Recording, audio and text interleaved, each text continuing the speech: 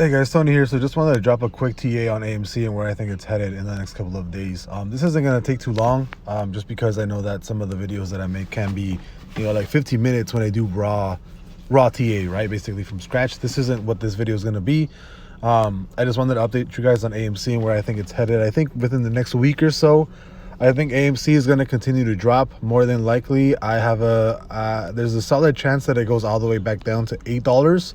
I don't think that it'll hit that sooner. I think that if anything, we do hit $9.43 this week, and maybe next week, like on Wednesday, we will be hitting $8, $7.81 next Wednesday. I think next week. But last time we actually dropped in a similar way was back from February 5th all the way down to February 9th. So a similar drop, a similar bearish drop was, back then was about $3. Same thing is happening right now, something similar. So again, I do see from the tops of like $11.20, like a $3 drop from there, which basically ends up being like $8.20. So I do think I would be comfortable still buying more puts for AMC, maybe like a month out or 2 weeks out on AMC. But I think by next week, or as soon as we start hitting $9.50, or or not even $9.50, maybe like